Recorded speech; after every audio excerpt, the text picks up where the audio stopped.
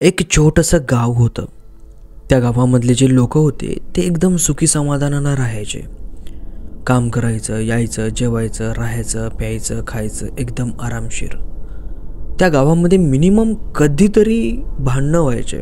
एवढं सुखी गाव होतं. असं समजा की या पृथ्वीवरचं सगळ्यात सुखी गाव म्हटलं तरी काय प्रॉब्लेम नाही. पण एक दिवस त्या गावामध्ये काही असं घडलं ना की ते प्रकार पाहून त्या गावाची ना पूर्ण झोपच उडाली. एकदम भयानक, एकदम डेंजरस. असंच रोजच्या प्रमाणे गावामधली माणसं सकाळी सकाळी उठली. आणि काही लोक असतात बघा गावामध्ये, देवाधर्माचं ना खूप जास्त करतात. मग त्यातील एक म्हातारा असा होता जो सकाळी 4 वाजता उठायचा आणि मारुतीची पूजा करण्यासाठी तो आंघोळ वगैरे करून मारुतीच्या मंदिरात जायचा. रोजच्या प्रमाणे तो आजही मारुतीच्या मंदिराकडे निघाला. पण जसं तो मारुतीच्या मंदिराच्या अंगणात पोहोचला तसं तो म्हातारा जोरात ओरडला आणि खाली पडला.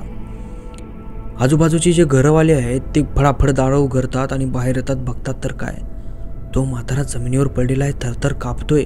त्याच्या डोळ्यामधून पाणी येतंय, तोंडातून आवाज सुद्धा येत नाही. लोक त्याच्यापाशी आले, त्याला म्हणले, बाबा काय झालं, बाबा काय झालं, तुम्ही का ओरडलाय आणि खाली का पडलाय? तो म्हातारा हळूवार आपला हाताचं बोट असा समोर करतो मारुतीच्या मंदिराकडं. आणि सगळेजण तिकडं बघतात तर सगळ्यांच्या पायाखालून जमीन सरकते.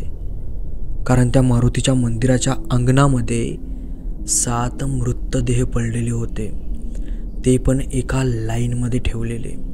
आणि प्रत्येक मृतदेहाचं मुंडकं छाटलेलं होतं. आणि ते छाटलेलं मुंडकं त्याच मृतदेहाच्या हातामध्ये ठेवलेलं होतं. आणि प्रत्येक मृतदेहाच्या छातीमध्ये भोकाड होतं. जिथं आपलं काळीज असतं ना त्या जाग्यावर असं वाटत होतं की कुणीतरी त्यांच्या छातीतले काळज काढून घेऊन गेलंय. आणि कमालीची गोष्ट तर अशी की एकाही मृतदेहामधून रक्ताचा एकही थेंब बाहेर आला नाही. असं वाटत होतं की ते सगळे सुखे पडलेले आहेत. हा सगळा प्रकार बघून तिथल्या गावकऱ्यांच्या पायाखालून जमीन सरकली. हळूहळू दिवस निघत गेला आणि सर्व गावकरी त्या मंदिराच्या अवतीभवती जमा झाले. आता सरपंचापर्यंत ही गोष्ट गेली. सरपंच चपल्या वगैरे घालून मंदिरासमोर जातो तर त्याच्याही पायाखालची जमीन सरकते. कारण की हा प्रकारच फारच विचित्र होता. कुणाला काहीच समजत नव्हतं की नेमकं हे झालंय का आणि हे केलंय कुणी. त्यावेळेस जे सिच्युएशन होती, जे वातावरण होतं ना ते फार भयानक होतं. एवढी तर चिमण्या चिवचिव करायच्या, पण त्यावेळेस एकाही चिमणीचा आवाज आला नाही आणि कोण्या गोष्टीचाही आवाज आला नाही. असं वाटत होतं की सगळं काही शांत झालेलं आहे. आणि त्या गावकऱ्यांना असा अनुभव होत होता की ते आता स्मशानभूमीमध्ये उभे आहेत. सगळ्यांना प्रश्न पडला होता की नेमकं हे झालं कसं. काही लोक म्हणायचे की यांना कुणीतरी मारलंय आणि इथं आणून टाकलंय. तर काही लोक म्हणायचे की आपलं गाव एवढं सुखी समाधानाने राहतं, आपल्या गावाला मुद्दामून भीती घालण्यासाठी किंवा आपल्याला आपलं गाव सोडून जाण्यासाठी दरोडेखोरांचा काहीतरी हा प्लॅन आहे. तर काही लोक असे म्हणू लागले की हे जे प्रकार घडलाय ना ते 2 कारणामुळं नाही. हा प्रकार घडलाय हा जादू टोण्यामुळं. कुणाला आपल्या गावाचं सुख बघावं असं वाटत नाही आणि त्याने जादूटोणा करून हे 7 मृतदेह आपल्या इथं आणून टाकलेत. आता जो सरपंच होता तो म्हणला की हां, मलाही तसाच काहीतरी प्रकार वाटतोय. जर साधारण कुणी जर मारलं असतं तर साधारण मारून फेकून दिले असते, आडवे तिडवे कसेही कुठेही. पण बघा ना, प्रत्येक मृतदेहाचं मुंडकं छाटलेलं आहे आणि त्याचं ते मुंडकं त्याच्याच हातावर ठेवलेलं आहे. जसं की कोणी त्या मुंडक्यांना हातावर सजवून ठेवलंय. प्रत्येक मृतदेहाच्या छातीमधलं काळीज गायब आहे आणि प्रत्येकाच्या मृतदेहामधून रक्ताचा एकही थेंब बाहेर आलेला नाहीये. हा जो काय सगळा प्रकार आहे ना हा जादूटोण्याने शक्य आहे. आणि मला पक्की खात्री आहे आपलं गाव जे एवढं सुखाने राहतं ना, आपल्या गावाचं सुख कोणाला बघवत नाहीये आणि तो आपल्या गावाला दुखात घालण्यासाठी हा सगळा काही प्रकार करतोय. मग हा सरपंच म्हणतो की बघा गावकऱ्यांनो, हे माणसं कोण आहेत, कुठली आहेत आपल्याला काय माहिती नाही. पण आपल्याला या मृतदेहांना या मारुतीच्या मंदिराच्या समोरून काढावंच लागेल आणि गावाच्या बाहेर ठेवून द्यावं लागतील. आसपास जेवढे पण गावं आहेत त्या गावामध्ये जाऊन प्रत्येकानं विचारपूस करायची आणि त्याला आणून बघायला लावायचं. जर कोण्या गावामधले असतील तर त्यांचे मृतदेह त्यांच्या त्यांच्या घरी देऊन टाकूयात, आणि जर कोणी सापडलं नाही तर यांचे मृतदेह आपण गावाच्या वेशीच्या बाहेर एक मोठा खड्डा करूयात आणि त्याच्यामध्ये पुरून टाकूयात. आपल्या स्मशानभूमीमध्ये सुद्धा नका पुरू यांना. आपण जर पुरलं आणि यांच्यापासून जर काही आपल्या गावाला लागला, काही श्राप वगैरे, तर आपला अवघड आहे. मग त्यातील एक गावकरी म्हणला की सरपंच, हे तुम्ही म्हणताय ते बरोबर आहे, पण आता आपण नेमकं हे झालंय का, केलंय कोणी, याचं कारण शोधावं कसं? सरपंच म्हणला की काही प्रॉब्लेम नाही, आपण एक उपाय काढूयात. हे सगळं काम आपलं आवरलं की पहिले आपण माळावरच्या महाराजाजवळ जाऊयात. ते खूप जागृत महाराज आहेत आणि त्यांनी ह्या अशा अडचणी ज्या आहेत ना, त्यांनी खूप खूप सॉल्व केलेल्या आहेत. त्यांना विचारूयात की नेमका हा काय प्रकार आहे. पहिले आपण हे सगळं काही सॉल्व करूयात. जो सरपंच आहे त्याने 2-3 माणसं आसपासच्या गावकऱ्यांना बोलवण्यासाठी किंवा गावामध्ये ती खबर देण्यासाठी पाठवले. प्रत्येक गावामधून एक माणूस यायचा, जे पण जवळजवळचे गाव आहेत ते यायचे, बघायचे आणि प्रत्येक माणूस म्हणायचा की यातली कोणालाही आम्ही ओळखत नाही. आता हे जे 7 लोक होते, आश्चर्याची गोष्ट आहे, हे याही गावामधले नव्हते आणि जे आसपास गावं होते त्याही गावामधले नव्हते. आणि त्या काळामध्ये अशा काही मोठमोठ्या गाड्या नव्हत्या की कोणी कोण आणले आणि फेकले. तो काळ ना थोडासा जुना काळ होता. त्या काळामध्ये फक्त बैलगाड्या आणि सायकली असलाच काहीतरी प्रकार होता. आता याच्या गावामध्ये जी रस्ता येत होता, या सरपंचाच्या गावामध्ये, त्या रस्त्यानं अशी कोणती चाकोले दिसली नाही बैलगाडीची, किंवा असं कोणतं वेगळं विचित्र काही दिसलं नाही की ज्याने असं समजल की कुणीतरी हे मृतदेह आणून इथं टाकलेले आहेत.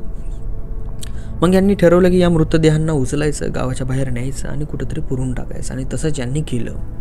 काम झाल्याच्या नंतर जसा प्लॅन ठरला होता माळावरच्या महाराजाजवळ जाण्याचा, तसं हे सरपंच आणि आपल्यासोबत 4-5 लोक जे गावामधले श्रेष्ठ मंडळी असते त्यांना घेऊन महाराजाजवळ गेले. महाराजांना म्हणले की महाराज, आमच्या गावामध्ये असा प्रकार घडलेला आहे आणि नेमकं काय झालं आणि काय नाही हे काही कळत नाही आहे. तो महाराज म्हणला की ठीक आहे, तुम्ही शांत बसा इथं, मी सांगतो तुम्हाला नेमकं काय झालं आहे आणि काही नाही.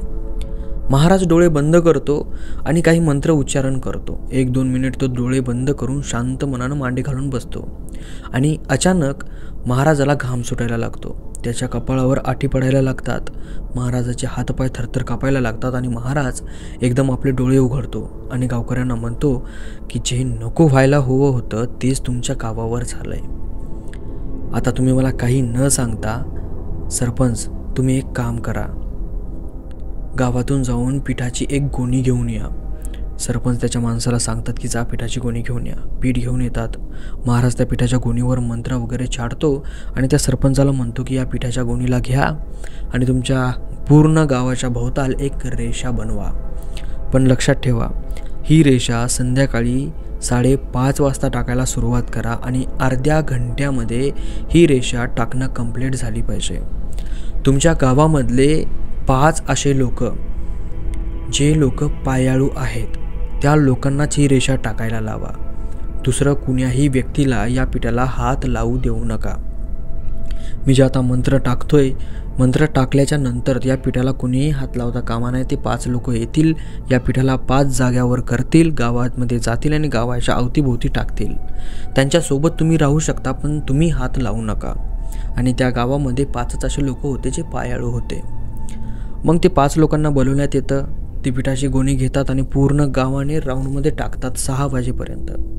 महाराज इथपर्यंत म्हणतो की जेव्हा रेषा टाकली त्याच्यानंतर गावातला एकही माणूस गावाच्या बाहेर पडता कामा नये. इथपर्यंत की तुम्ही तुमच्या घरामधून सुद्धा बाहेर पडू नका. घराचा दरवाजा देखील तुम्ही उघडू नका. जर तुमच्या गावामधला एक जरी माणूस बाहेर पडला आणि त्याने रेषा ओलांडली तर आपण केलेलं सगळं काही पाण्यात जाईल. मग तो सरपंच म्हणतो हां ठीक आहे. महाराज जसा सांगतो तशाप्रमाणे त्या पूर्ण गावाच्या अवतीभोवती रेषा टाकतात आणि सगळेजण 6 वाजायच्या आत आपल्या घरामध्ये जाऊन बसतात. आता सगळेजण वाट बघतात की काहीतरी विचित्र होईल, काहीतरी अलग होईल, काहीतरी भीतीदायक होईल किंवा भयंकर प्रकार काहीतरी घडेल त्या रात्री. पण तसं काहीच घडलं नाही. आता काही लोक 11-12 वाजेपर्यंत जागी राहिले. त्यांना असं वाटलं की बाबा काहीतरी विचित्र अचित्र काहीतरी घडलं की बघायला भेटेल, पण काही घडलं नाही. त्यांना वाटलं की आता काही घडत नाही. मग अर्ध्याच्या वर लोक गावामधली झोपी गेले. पण जे बुजुर्ग लोक होते ते अजून जागेच होते, त्यांना लवकर झोपा येत नव्हते. आणि तसंही म्हाताऱ्या माणसांना लवकर झोप येत नाही, त्यामुळं काही लोक जागे होते. तर त्या लोकांच्या कानावर रात्री 12 वाजता एक आवाज येतो.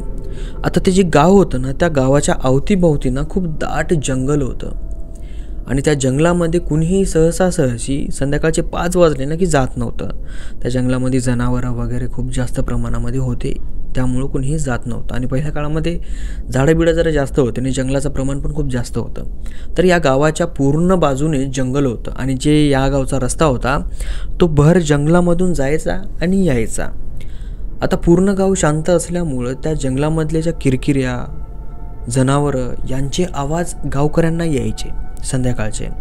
वाघ ओरडण्याचे, घुबडं ओरडण्याचे, लांडगे ओरडण्याचे. म्हणजे असं नाही की कोणतं असं जनावर नाही ज्याचा आवाज त्यांना गावकऱ्यांना आला नाही म्हणून. या रात्रीसुद्धा सेम तसाच आवाज सगळ्या गावकऱ्यांना येऊ लागला. पण त्या सगळ्या आवाजामध्ये एक आवाज ना थोडा वेगळा येऊ लागला. आणि तो आवाज असा होता की काहीतरी वाजण्याचा. म्हणजे असं वाटत होतं की त्या आवाजावरून कुणीतरी काहीतरी ठोकते. जसं आपण पाठीला एखादा खिळा कसा ठोकतो, ठक ठक, खिळ्याचा आणि हातोडीचा आवाज येतो, तशा प्रकारचे आवाज या पूर्ण गावकऱ्यांना यायला लागले. जे बुजुर्ग लोक जर रात्री 12 वाजता जागी होते त्यांना. आता यांनी हा आवाज ऐकल्याच्या नंतर प्रत्येकजण आपापल्या खिडकीमधून बाहेर बघू लागलं. पण यांच्या डोळ्याने काहीही दिसलं नाही, पूर्ण अंधार कुठं होता. पण आवाज अशा प्रकारे येऊ लागला, कधी या बाजूनं तर कधी या बाजूनं, तर कधी या बाजूनं तर कधी या बाजूनं. म्हणजे चारही बाजूनं कधी कधी आवाज येऊ लागला. आणि कधी कधी असा आवाज येऊ लागला की एकदा ठोका मारतो ना आपण, सेम ते ठोका चारही बाजूनं वाजतंय. असं की ती जी कोणती पण वस्तू आहे, जी पण कोणती भयानक गोष्ट आहे, ती पूर्ण गावाच्या भोवती फिरतीये आणि गावामध्ये एंटर करण्याचा प्रयत्न करते. पण त्या वस्तूला गावामध्ये येताच येत नव्हतं त्या रेषेमुळं. गावकऱ्यांना कळालं होतं. मग गावकरी थोडे शांत राहतात, काय म्हणजे निघत नाहीत बाहेर. महाराजांना सांगितलं होतं की तुम्ही घराच्या बाहेरसुद्धा निघू नका म्हणून. तर काही वेळामध्ये सकाळ होते. सकाळ झाल्यावर सर्व गावकरी आपापल्या घराच्या बाहेर येतात आणि पूर्ण गावकरी गावाच्या बाहेर जातात की बाबा त्या रेषेला काय झालं तर नाही ना. आता गावकऱ्यांनी जेव्हा ती रेष बघितली त्यावेळेस पुन्हा यांना एक शॉक लागला. कारण की ती जी रेष होती पिठानं टाकलेली, ते जे पीठ होतं ते पूर्णपणे लाल रंगाचं झालं होतं. असं वाटत होतं की रक्तामध्ये कालवलंय आणि वाळवलंय आणि नंतर त्याची रेष बनवून टाकली आहे. त्याचे 4-5 माणसं होते दुसरे नेतरणे गावामधले. त्यांनी पूर्ण गावाला वेढा घालून पाहिला की कुठंतरी काहीतरी दिसल. आणि त्या पूर्ण गावाला वेढा घातल्याच्या नंतर ते जे पीठ आहे त्याचा एक कणसुद्धा पांढरा राहिला नाही, पूर्ण लालभडक झाला पूर्ण.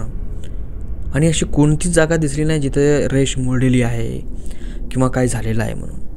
मग ही सरळ त्या माळावरच्या महाराजाजवळ गेले. सरपंच आणि त्याच्यासोबत 4-5 बुजुर्ग माणसं. त्यांना हा जो काय प्रकार झालेला आहे तो सगळा काय प्रकार सांगितला. तो महाराज म्हणला की हां, मला वाटलंच होतं की असं काहीतरी होणार आहे म्हणून. महाराज सांगायला सुरुवात करतो की तुमचं जे गाव आहे, तुमच्या गावावर एक माणूस दातक खाऊन आहे. म्हणजे एक असा मुलगा होता जो की तुमच्या गावावर खूप जास्त नाराज आहे आणि तो मुलगा बदला घेण्यासाठी परत आलाय. आणि तो तुमच्या गावामध्ये राहत नाही, तो मुलगा तुमच्या गावाच्या जे आजूबाजूला जंगल आहे त्या जंगलामध्ये राहतो. आणि त्या मुलाला ब्लॅक मॅजिक करणे म्हणजे जादूटोणा येतो. त्याला एवढा मोठा जादूटोणा येतो की त्याच्या मनात आलं ना तर तुमच्या गावाला रात्रतून राख बनवून टाकेल, इतका भयानक त्याला जादूटोणा येतो. आता महाराज म्हणतो तुम्ही लक्ष करा, एखाद्या मुलाला, एखाद्या माणसाला तुम्ही असं काही केलं आहे का की जेणेकरून त्याच्या मनामध्ये तुमचा राग भरला आहे, किंवा तुमच्या गावामधल्या एखाद्या मुलाला तुम्ही गावाच्या बाहेर काढून दिलं आहे का. आता सरपंच विचार करू लागला, असं तर काही नाही झालं कधीच. आमच्या गावामध्ये तर कधी कधी भांडणं होतात, असं होणं तर शक्यच नाही. चोरी करायचं कुणाला काम नाही, वाईट व्यसन कुणाला नाही, कुणीही आगाऊ माणूस नाही. आमचं गाव खूप चांगलं आणि सज्जन आहे, आमच्या गावामध्ये असं कोण असणार आहे. मग त्यातला एक बुजुर्ग माणूस म्हणला, अरे बाळू,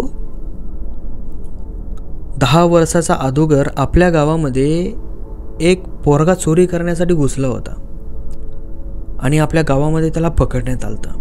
तर आपल्या गावातल्या काही माणसानं त्याला खूप मारलं. आणि मारलं याच्यासाठी नव्हतं की त्यानं चोरी केली ती म्हणून, मारलं याच्यासाठी होतं की तो चोरी करण्यासाठी ज्या घरात गेलता त्या घरातल्या स्त्रीवर त्यानं जबरदस्ती केली. आणि जेव्हा तिथले सगळे लोक जागी झाले त्यावेळेस त्यांनी त्याला पकडलं आणि फार मारलं, इथपर्यंत की त्याचा जीव जाईल इथपर्यंत त्याला मारलं. आणि नंतर त्याला उचलून गावाच्या विशेषा बाहेर फेकून दिलं आणि त्याला धमकी दिली होती, पुन्हा जर असं काही करशील तर तुला जीव मारेल. आणि तो जाता जाता काय म्हणला होता माहिती आहे? तुम्ही याद ठेवा, मी येईल आणि तुमच्या सर्वांना घेऊन जाईल. हे शब्द तो बोलला आणि तो गावाच्या बाहेरूनच निघून गेला. त्यानंतर तो पोरगा कधीच आपल्या गावामध्ये दिसला नाही. आणि तो पोरगा आपल्या दक्षिणेकडे जे गाव आहे त्या गावामधला होता तो. आणि त्या गावामध्ये सुद्धा त्या दिवसापासून ते पोरगं दिसलं नाही. त्याच्या मायबापासुद्धा आलते बघत बघत आपल्या गावामध्ये, पण त्यांना आपण सांगितलं की असं असं झालं आहे म्हणून त्याच्या मायबापासुद्धा परत वापस गेले. असा प्रकारचा एक तर मुलगा होता, कदाचित तो आला असेल तर. सरपंच म्हणतो, छे तसं थोडी असतं काका, इतका मार खाल्ल्याच्या नंतर कोणाची हिंमत असणार आहे गावावर असं काही करण्याची. माळावरचा महाराज म्हणतो, तेच तर ना. काही वेळेस माणसाच्या मनामध्ये जे दुःख असतं, जे राग असतो, तो एवढ्या मोठ्या गतीने बसतो ना मनात की त्याला काही समजत नाही. आणि कदाचित आता तोच मुलगा तुमच्याकडे आला असेल. आता तो जो सरपंच आहे, सरपंच म्हणतो, महाराज पक्क सांगा ना नेमकं काय झालंय ते. महाराज म्हणतो, बघ मी तुला पक्क सांगतोय की तुमच्या गावावर कुणीतरी श्राप मारलाय आणि त्या श्रापामध्ये तो जो श्राप मारणारा माणूस आहे तो त्याच्या मनामध्ये जर आलं तर तुमच्या पूर्ण गावाला रात्रमध्ये राख करून टाकेल. आणि त्यानं जे ते 7 लोक मारले होते ते त्याच्या सिद्धीचा एक पार्ट होता. ते जेव्हा 7 लोक त्या माणसाने मारले त्यावेळेस त्याची जे सिद्धी आहे, त्याचं जे कंप्लीट शिकण्याचं जे क्रायटेरिया आहे म्हणजे सर्कल आहे ते पूर्णपणे कंप्लीट झालं आहे. आणि आता तो परिपूर्ण ताकदवर झाला आहे. आता तो फक्त तुमच्या गावाकडून बदला घेणार आहे. आणि मी तुम्हाला सांगितलं की तो एक माणूस आहे ज्या माणसामुळे तुमच्या गावामध्ये अशा घटना घडत आहेत. आणि ही फक्त इथं थांबणार नाही. जोपर्यंत तुमच्या गावातला शेवटचा माणूस मरणार नाही तोपर्यंत तो थांबणार नाही. आणि हे सत्य आहे. ना कोणते दरोडेखोर आहेत, नाही कुठले दुसरे माणसं आहेत. तो फक्त एक माणूस आहे आणि तो माणूस तुमच्या गावाच्या आसपास पूर्ण जंगलामध्ये राहतो. तुम्हाला जर हे थांबवायचं असेल, पहिली गोष्ट त्याला शोधा, त्याला मारा, कुटा, जीव मारा, काही करा. हे पहिला, जेव्हा तो मरेल त्यावेळेस त्याची जादू संपेल. आणि दुसरा उपाय असा, तुम्ही त्याला शोधा, त्याच्या पाया पडा, माफी मागा. त्याच्या जर मनात आलं तर ते तुम्हाला माफ करेल. पण एक गोष्ट लक्षात ठेवा, आता तुम्ही जर पहिला उपाय घेसाल तर त्याला तुमच्या अगोदर माहीत असणार की तुम्ही त्याला शोधण्यासाठी निघलाय, तुम्ही कुठं आहेत आणि तुम्ही त्याच्यासोबत काय करणार आहेत. त्यामुळं तो तुम्हाला पहिला चान्स काय देणार नाही. तुम्ही जर तिथे गेलात तर एका रात्रीमध्ये तुमच्या सर्वांना तो संपवून टाकेल. फक्त उपाय एकच माझ्या विचाराने, तुम्ही त्याला शोधा आणि माफी मागा, माफ कर म्हणाव आणि त्याच्यानंतर तुमचं गाव सुरक्षित होईल. अशा प्रकारे त्या महाराजाने सरपंचाला सांगितलं. सरपंच काही न बोलता तिथून उठला आणि गावामध्ये आला. गावामध्ये त्यानं पंचायत बोलवली. पंचायतमध्ये सगळे गावकरी आले. गावकऱ्यांना ही सगळी काही सिच्युएशन आहे ती पूर्ण दाखवली, सांगितली. आणि असं आहे, आता काय करायचं ते सांगा. आता काही लोकांचं म्हणणं आलं की त्या पोराला आपण शोधूयात आणि मारूयात. पळून पळून कुठं पळणार आहे तो, कधी ना कधी तर हातात येईलच ना. पण काही लोक म्हणले जर रागारागामध्ये जर आपण तशा प्रकारचं पाऊल उचललं तर तो माळावरचा महाराज जो म्हणला आहे तसा जर काही प्रकार झाला, जे निर्दोष लोक आहेत त्यांचासुद्धा जीव जाईल. तसं तर निर्दोष आपण सगळेच लोक आहेत, पण जे लोक त्याला मारण्यासाठी पकडण्यासाठी जात नाहीत ते सुद्धा मरतील. मग काय करावं? मग सगळ्यांनी ठरवलं की ठीक आहे, आपण माफीच्या भावनेने जंगलमध्ये जाऊयात, त्याला शोधूयात, माफी मागूयात आणि मॅटर सॉल्व्ह करूयात. तर सरपंच म्हणला की ठीक आहे, झाला निर्णय. आपण त्या मुलाला शोधायचं, त्याचे पाय पकडायचे, त्याला माफी मागायची. जर आपल्या माफी मागितल्याने जर आपल्या पूर्ण गावाचा जीव वाचत असेल तर माफी मागायला काहीही हरकत नाही. सरपंच म्हणला की आजच्या दिवस थांबूयात, उद्या सकाळी लवकर आपण गावाच्या बाहेर निघूयात आणि जंगलामध्ये जाऊयात. माझ्यासोबत कोण कोण येणार असं सरपंचाने विचारल्याच्या नंतर त्या गावामधले 10 ते 12 लोकांनी आपला हात वर केला आणि दुसऱ्या दिवशी ते 10-12 लोक सरपंच आपल्या हातामध्ये भाले, काठ्या, इळे, कुऱ्हाडी घेऊन त्या जंगलामध्ये निघाले. कारण की जंगलामध्ये थोडेसे जंगली जनावरं होते. त्यांनी जर यांच्यावर हल्ला केला तर त्यांच्यापासून वाचण्यासाठी यांनी काही शस्त्र आपल्यासोबत घेतले होते. आता जंगल फार दाट होतं. त्या जंगलामध्ये कधीही इतक्या दूरपर्यंत त्या गावचे लोक गेले नाहीत. जर जंगलामध्ये जायचं जळतणं वगैरे आणायला तर ग्रुपनं लोक जायचे आणि यायचे. आता यावेळेस हे 10-12 जण जंगलामध्ये गेले. आता चलत चलत इतक्या लांबवर गेले की त्यांना कळालं काही वेळाच्या नंतर की अरे दिवस तर माळवतोय, आपल्याला परत वापस कलायला हवं. आपण जर नाही कळलो तर आपल्याला रात्र होईल आणि रात्र काय होईल काय सांगता येत नाही.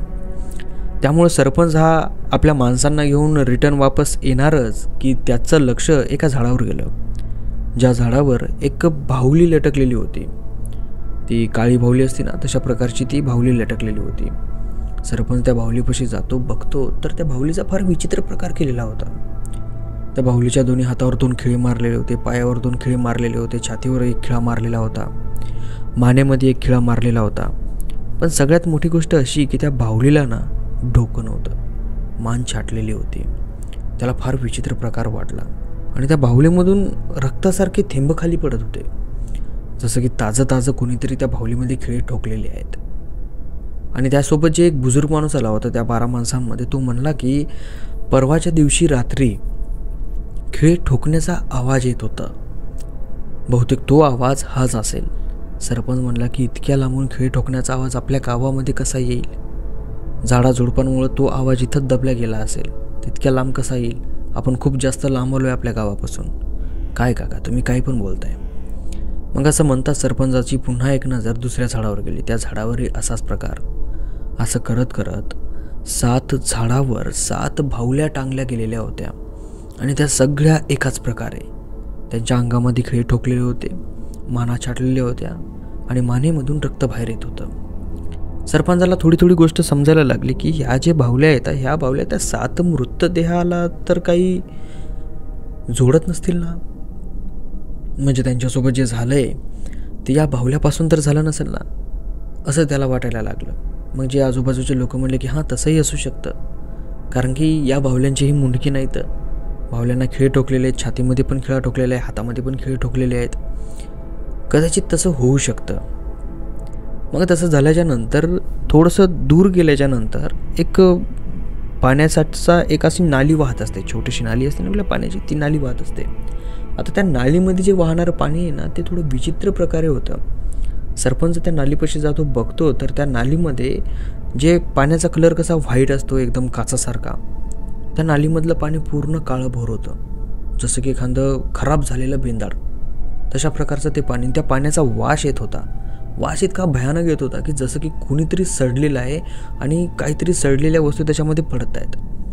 आता यांना वाटलं की हां इकडं वर काहीतरी पडलं असेल त्याच्यामध्ये, त्या पडलेल्याने या पाणी जे आहे याचा कलर बदलला आणि याचा वास येतोय. ते 10-12 लोक ते वर जात गेले बघायला की काय पडलंय काय नाही ते. तर तिथं एक असा मोठा असा तलाव असल्यासारखा होता आणि त्या तलावाच्या साईडला तलावामध्ये जनावरं मरून पडले होते. इतके जास्त जनावरं मरून पडले होते की तिथं असं वाटत होतं की पाणी कमी ते जनावरं जास्त आहेत आणि सगळे जनावरं एकदम अलग पद्धतीनं मेलेली, सगळ्यांच्या माना छाटलेल्या, सगळ्यांच्या. एकही जनावर असं नाही की त्याचं शरीर कोणत्यातरी जनावरांना तोडले किंवा त्याची मान स्पेशल आहे, पण नाही, सगळ्यांच्या माना छाटलेल्या आणि सगळे जनावर त्या पाण्यात पडलेले. हे पाहिल्याच्या नंतर सगळ्याच्या अंगाला काटा सुटला. सगळेजण म्हणले की हा काय प्रकार आहे, खूपच विचित्र प्रकार आहे. मग यांनी ठरवलं की चला आपण आता आपल्या घराकडं वापस जायला पाहिजे. सगळेजण घराकडं कणकण पावलं उचलू लागले. तेवढ्यात यांच्या कानावर एक आवाज येतो, खिळे ठोकल्याचा. कुणीतरी छोट्या हातोडीनं खिळे ठोकतंय, ठाक ठाक. सुरुवातीला यांनी तो आवाज ऐकला आणि एका जागेवर सगळेजण थांबले. आपल्या जवळच्या काठ्या, कुऱ्हाडी, इळे हे असे एकदम सावध घेऊन बसले की बाबा कुणी जर आलं तर आपल्याला वार करता येईल. पण कुणीच आलं नाही. याच्या कानावर फक्त आवाजच येऊ लागला. 2दा आवाज आला. तिसऱ्या वेळेस आवाज आला की यांच्यामधला एक माणूस आपल्या छातीला हात लावतो आणि सरपंचाला म्हणतो की सरपंच, अहो माझ्या छातीमध्ये दुखायला हो थोडंसं. पुन्हा दुसरा आवाज आला की तो अजून कळू म्हणतो, सरपंच खूप जास्त दुखायले हो. पुन्हा तिसरा आवाज आला की तो टोंगळ्यावर बसला, सरपंच खूप जास्त दुखतंय हो, आता सहन होत नाहीये. चौथ्या वेळेस आवाज आला की तो जमिनीवर पडला आणि बोलणं बंद केलं. सरपंचाने हे पाहिल्याच्या नंतर सरपंचाने त्याला उचललं आणि आपल्या खांद्यावर घेतलं आणि जोरात कणकण गावाकडे निघू लागले. निघता निघता अचानक पुन्हा एकदा आवाज येतो. पुन्हा सगळेजण थांबतात. सेम तशाच प्रकारे कित्येक वेळा आवाज आले आणि सरपंचासोबत जितके पण लोक गेले होते ते सगळे लोक त्या जंगलामध्ये बेशुद्ध पडले. सगळे लोक टोटल. आता सरपंच एकलाच राहिला होता. सरपंच शांततेने उभा राहिला होता. सरपंचाला वाटलं की आता आपला नंबर आहे. सरपंच वाटच बघू लागला की कधी खिळ्यांचा आवाज येतो, पर सरपंचाला आवाज आला नाही. सरपंच अर्धा घंटा एका जागेवर उभा होता. त्याला कळून चुकले की आता काय आवाज येणार नाही, आपल्याला गावात जावं लागेल आणि मदत मागावी लागेल. सरपंच पळत गावाच्या दिशेने गेला. धडपडत पडत गावामध्ये गेला. गावामधल्या बाकीच्या लोकांना सांगितलं की आम्हाला मदतीची गरज आहे, पटकर चला. सगळे गावातले लोक कुऱ्हाडी बिराडी आपल्या हातात जे काय पडेल ते सगळं काही घेऊन पळाले. ज्या जागेवर या सरपंचाचे साथीदार पडले होते त्या जागेवर गेले आणि बघितलं तर सगळ्यांच्या पायाखालून जमीन सरकली. सगळ्यांना घाम आला, कारण की जे 12 लोक होते याच्यासोबत गेलेले ते सगळे मेलेले होते, एका सोयीनं टाकलेले. प्रत्येकाचं मुंडकं छाटलं गेलेलं आणि त्याचं मुंडकं त्याच्याच हातामध्ये ठेवलेलं. जसं की सुरुवातीला मारुतीच्या मंदिराच्या समोरचे 7 मृतदेह यांना दिसून आले होते तशा प्रकारचे सेम एका सोयीनं ठेवल्या गेलेले. सगळं गाव रडायला लागलं. सरपंच म्हणला की मी जर सोडून गेलो नसतो तर ही सगळी दशा झाली नसती.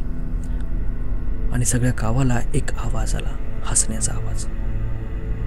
आणि एक माणूस असा हसतोय खूप वेड्यागत. कुणी हसतं ना असं पागल माणूस, जोरजोरात काही कारण नसताना. तशा प्रकारचा त्या सरपंचाला आणि त्या पूर्ण गावकऱ्यांना आवाज येऊ लागला. सर्व गावकऱ्यांनी ते मृतदेह उचलले आणि गावामध्ये आणले.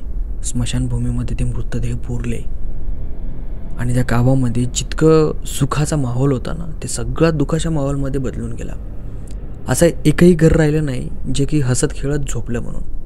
नाही, सगळे लोक दुःखी होते.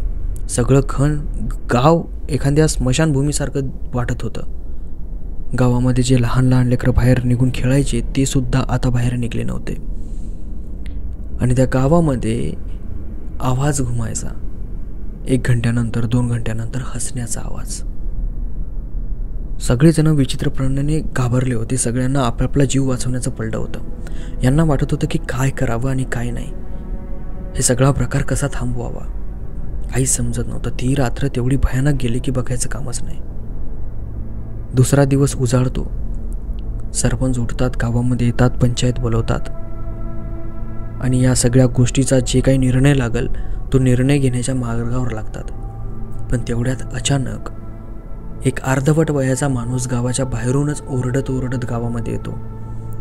तो सरपंचाला सांगतो की आपण जे काल मृतदेह स्मशानभूमीमध्ये पुरले होते ते सगळे बाहेर पडलेले आहेत आणि खूप बेकार अवस्थेमध्ये पडलेले आहेत. सगळं गाव पुन्हा उठतं आणि स्मशानभूमीकडे जातं. बघतात तर काय, त्या स्मशानभूमीमधले सगळे मृतदेह बाहेर पडलेले आणि सगळ्या मृतदेहाचे छोटे छोटे तुकडे पडलेले त्या सगळ्या स्मशानभूमीनं. असं वाटत होतं की गारांचा पाऊस पडलाय. गाराचा पाऊस कसा पडतो, सगळीकडे गारा असतात, तशा प्रकारे असं वाटत होतं की मासांचा पाऊस पडलाय. यांना समजत नव्हतं की काय करावं आणि काय नाही. त्या दिवशी सगळं काही शांततेत गेलं. कोणी कोणाच्या शेतात गेलं नाही, कुठं काहीच गेलं नाही. पण त्या दिवसच्या मध्यरात्री एक पुन्हा असा प्रकार घडला की ज्या प्रकाराने पूर्ण गाव असं पूर्ण आखडून गेलं. त्यांना सगळ्यांना माहीत झालं की आता आपण मेल्याशिवाय राहत नाही आणि आपण जोपर्यंत हे गाव सोडत नाही ना तोपर्यंत आपलं भलं होत नाही आणि आपण वाचू शकत नाही. त्या रात्री त्या गावातील प्रत्येक घरामध्ये जे धनधान्य ठेवलेलं होतं ना ते सगळंच्या सगळं खराब झालं. किडे लागले, सडलं, खाण्याच्या लायकीचं राहिलं नाही. पूर्ण त्या धनधान्यामधून वास यायला लागला, जसं की जनावरं मरून त्या धनधान्यामध्ये टाकलेली आहेत. सगळ्या घरामधले टोटल असं एक शेर पण धनधान्य सुरक्षित राहिलं नाही. दुसऱ्या दिवशी पुन्हा त्या गावामध्ये हाहाकार वाजला. सगळे गावकरी बाहेर आले, सरपंच बाहेर, गावकरी बाहेर. काय चाललंय काय नाही, काही कोणाला काहीच समजत नाही. सरपंच पुन्हा काही लोकांना घेऊन माळावरच्या महाराजाजवळ गेला. महाराजाला म्हणलं की महाराज जे आमच्या गावामध्ये होते त्याला प्लीज थांबवा, काहीतरी उपाय काहीतरी शोधा. महाराज म्हणला की याला मी जास्त करून काय करू शकत नाही, कारण की तो जो समोरचा माणूस आहे तो फार ताकदवर आहे, त्याच्यामध्ये खूप जास्त ताकद आहे. त्याची जी सिद्धी आहे ती पूर्ण कंप्लीट झालेली सिद्धी आहे आणि त्याची सिद्धी एवढी मोठी आहे की त्याच्यासमोर माझी काहीच नाही आहे. मी तुम्हाला सांगितलं होतं की तुमच्यापाशी फक्त एक उपाय आहे, तुम्ही जाऊन त्याचे पाय पकडा, त्याच्या पाया पडा. त्याने जर तुम्हाला माफ केलं तर केलं, नाही तर काय खरं नाही. सगळ्यांना जीव गमवावा लागेल. माझ्या हातामध्ये काहीच नाही, तरी पण माझ्याकडून जे होईल ते मी तुमच्यासाठी करेल, असं तो महाराज म्हणला. सरपंच म्हणला की ठीक आहे, काय प्रॉब्लेम नाही, जे आहे ते खरा, फक्त जास्त उशीर नका लावू. महाराज म्हणला की ठीक आहे, उशीर नाही लावत मी, फक्त आजचा दिवस द्या मला. उद्या सकाळी तुम्ही परत या, माझ्याजवळ जो काही उपाय झालेला आहे तो सगळा उपाय मी तुम्हाला सांगेल आणि नंतर थोडंफार तरी बरं होईल, किंवा मी तुम्हाला त्या माणसासमोर घेऊन जाईल ज्या माणसाने हे सगळं काही केलेलं आहे, पण मला एका रात्रीचा टाईम द्या. सरपंच आणि त्याच्यासोबत आलेले माणसं ते परत गावाकडे जातात. आपापल्या घरी जाऊन बसतात, जेवतात, खावतात, जे काय काम करायचं ते सगळं काही करतात, संध्याकाळी झोपी जातात. आता बघा, प्रत्येक गावामध्ये ना काही अशी माणसं असतात, बुजुर्ग माणसं, ज्यांचं वय झालेलं असतं आणि त्यांना ना बाजेवरून उठता पण येत नाही. ते बाजेवरच झोपून असतात. त्यांचं सगळं खाणं पिणं सगळं काय बाजेवरच असतं, झोपल्या जागी. त्यांना जास्त काय चालता येत नाही, जास्त काय बोलता येत नाही. म्हणजे असं समजायचं की अर्धे लाकडं मसनात गेल्यासारखे, अशा प्रकारचे ते माणसं असतात. तर या गावामध्ये सुद्धा 4-5 माणसं असे होते आणि काही लेकरं असे होते की जे नेमकेच जन्माला आले होते, नवजात शिशु आपण म्हणतो ना, तशा प्रकारे. तर त्या रात्री सगळं काही शांत होतं. जेव्हा दिवस उजाळला त्यावेळेस पुन्हा त्या गावामध्ये चिरकाचिरकी सुरू झाली, ओरडाओरडी सुरू झाली, कारण की जे बुजुर्ग माणसं होते त्यांना झोपल्या जागी मुंग्या लागल्या. आणि असं समजा की एका रात्रीमध्ये त्यांचे अर्धे शरीर नुसत्या मुंग्यांनी खाल्ले. विचित्र प्रकार आणि भयंकर प्रकार आहे की नाही, विचार करण्याच्या पलीकडचा प्रकार. झोपल्या जागी माणसांना मुंग्यांनी खाल्लं. आता यांचे मृतदेह घेऊन स्मशानभूमीमध्ये पुरले, म्हणजे जाळले, पुरले तर नाहीच, कारण की यांना माहीत होतं की पुरले की हे पुन्हा बाहेर काढतात आणि यांच्यासोबत काहीतरी प्रकार होतो. म्हातारे माणसं 4-5 ते पण नवजात शिशु होते, त्यांच्यासोबत पण असंच झालं. त्यांना काही करताच आलं नाही ना. खटाखट त्या गावामधली माणसं मरायला लागले. एकही माणूस असा सुरक्षित स्वतःला अनुभव घेईना गेला, की त्याला वाटत नव्हतं की आपला जीव जाणार आहे किंवा वाचणार आहे म्हणून. गॅरंटीच नव्हती त्याला. काही लोक म्हणले की आता जर जीव वाचवायचा असेल तर आपल्याला हे पूर्ण गाव सोडून जावं लागेल. 1-2 जण आपल्या घरचा सगळा पसारा वगैरे आवरतात, बैलगाडीमध्ये टाकतात आणि गाव सोडण्याच्या मार्गावर लागतात. जो रस्ता आहे त्यांच्या जंगलामधून जाण्याचा, त्या रस्त्यानं ते निघतात. आता तुम्हाला आठवत असेल, मी लगेच सुरुवातीला म्हणलं होतं की गावाच्या शेजारी एक पिठाची रेषा टाकली होती. हे माणसं जसे त्या पिठाच्या रेषेला ओलांडून समोर गेले तसं यांच्या काळजामध्ये दुखायला लागलं आणि हे जितके पण त्या रेषेच्या बाहेर गेले ना, ते सगळ्यांचे मडे त्या जाग्यावर पडले आणि त्यांची जी बैलगाडी आहे ती रेषेच्या बाहेर जाऊन उभी राहिली. गावामधली माणसं म्हणत होते की ती गाडी उभी का राहिली. यांनी जाऊन बघितलं तर तिथे त्यांचे मृतदेह पडलेले.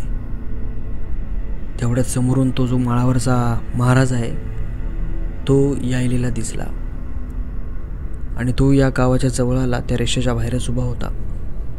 गाववाले म्हणले की या ना महाराज, मदत या. तो म्हणला की नाही, मी मदत येऊ शकत नाही, मी इथंच उभा बरा आहे. आणि तुम्हाला सांगतो, तुम्ही जर तुमच्या गावाला सोडून जाण्याचा प्रयत्न करसाल तर सगळ्यांचा जीव जाईल. जे पण सोडून जाण्याचा प्रयत्न कराल त्या सगळ्यांचा जीव जाईल. पहिली गोष्ट, तुम्ही हे गाव सोडून जाण्याचा प्रयत्न करू नका. तुम्हाला जर तुमचा जीव वाचवायचा असेल तर तुमच्या गावामध्ये मधोमध पाची पक्वानानं सजवलेलं एक ताट ठेवा आणि ते ताट त्या गावामध्ये पूर्ण रात्र ठेवा. जर ते ताटामधलं तुम्ही जे वाढलेलं पक्वान आहेत ते जर संपले किंवा कोणी खाल्ले तर समजून जा की तुमच्या गावावर ज्या माणसाने जी काळा जादू केलेला आहे, ब्लॅक मॅजिक केलेली आहे, तो आता तुम्हाला माफ करण्याच्या तयारीमध्ये आहे. आणि जर ते जर खाल्लं नाही तर समजा की आता काही खरं नाही, तुम्हाला सर्वांना तुमचा जीव गमवावा लागेल. त्या महाराजाचं असं बोलणं ऐकल्याच्या नंतर पूर्ण गाववाले एकदम थरथर कापू लागले, कारण की त्यांना काही करताच येत नव्हतं ना. सोडून जावं तरी जीव जातोय, काही न करावं तरीही जीव जातोय, काही करावं तरीही जीव जातोय. मग त्या महाराजांनी जसं सांगितलं तशा प्रकारे पाची पक्वानांना सजवून एक ताट तयार केलं त्यांनी आणि गावाच्या मधोमध ठेवलं आणि सगळ्यांनी आपापल्या घराचे दरवाजे बंद केले. आणि महाराजांनी अजून एक गोष्ट सांगितली, जेव्हा तुम्ही ताट बाहेर ठेवसाल त्यावेळेस प्रत्येकाचा दरवाजा ठोठवला जाईल आणि दरवाजा ठोठवल्याच्या नंतर जर कोणी दरवाजा उघडला तर त्याला त्याच्या घरातल्या स्त्रीचा बळी द्यावा लागेल. त्यामुळे दरवाजा उघडू नका. जोपर्यंत सकाळ होत नाही तोपर्यंत दरवाजा उघडायचा नाही. आता ते ताट ठेवल्याच्या नंतर महाराजांनी सांगितल्याप्रमाणे त्या गावामधील प्रत्येक घराचा दरवाजा ठोकला जाऊ लागला. ठकठक आणि हसण्याचा आवाज, ठकठक आणि हसण्याचा आवाज. अशा प्रकारे सगळे गावकरी आपापल्या घरामध्ये बसून भिवू लागले, रडू लागले. त्यांना वाटू लागले की आता काय होतंय, आता काय होतंय. पण कशीबशी त्या गावकऱ्यांनी ती पूर्ण रात्र काढली आणि दुसऱ्या दिवशी बघितलं तर त्या ताटामधलं अर्ध खाल्लेलं होतं आणि अर्ध तसंच पडलेलं होतं. यांना कळालं नाही की आता याचा काय संदेश समजावा. सरपंच आणि त्याच्यासोबत पुन्हा काही लोक त्या माळावरच्या महाराजाजवळ गेले. तिथं त्यांना विचारलं की महाराज असं झालेलं आहे, आता काय होणार. महाराज म्हणला की तुम्ही टेन्शन घेऊ नका. तो जो माणूस आहे समोरचा तो आता आज रात्री तुमच्या गावामध्ये येईल आणि तुमच्या गावकऱ्यांना हाक मारेल. तुम्ही तेव्हा तुमच्या गावामधली जितकी पण मंडळी आहे ती सगळी घराच्या बाहेर या आणि तो काय म्हणतोय तो एकदा ऐका आणि नंतर मग तो जे काही सांगेल तसं तुम्ही करा, तुमचा जीव वाचून जाईल. सरपंच म्हणला, महाराज तुम्हाला असं कसं माहीत. महाराज म्हणला की माझ्याजवळ विद्या आहेत, मी त्यांच्या मदतीने करू शकतो. मदत करायची असली तर करतो, नाही तर करणार नाही. सरपंच म्हणला की महाराज माफ करा, माझी चुकी झाली, मी तुम्हाला विचारलं ते. महाराज म्हणल्याप्रमाणे आजही त्यांनी ते ताट तिथं ठेवलं आणि आपापल्या घरामध्ये जाऊन बसले. कालच्यासारखं आजही सगळ्या गावाच्या दरवाजे ठोकल्या गेले, हसल्या गेले. अनेक मोठ्याने आवाज आला, गावकऱ्यांनो आत्ता बाहेर या, मी आलोय, या बाहेर. हळूहळू सर्व गावकरी आपापल्या घराच्या बाहेर आले आणि त्या मुलाच्या समोर उभे राहिले. त्याला पाहिल्याच्या नंतर सगळ्या गावकऱ्यांना खात्री पडली की हा तोच मुलगा आहे ज्या मुलाला आपल्या गावातल्या लोकांनी मारलं होतं.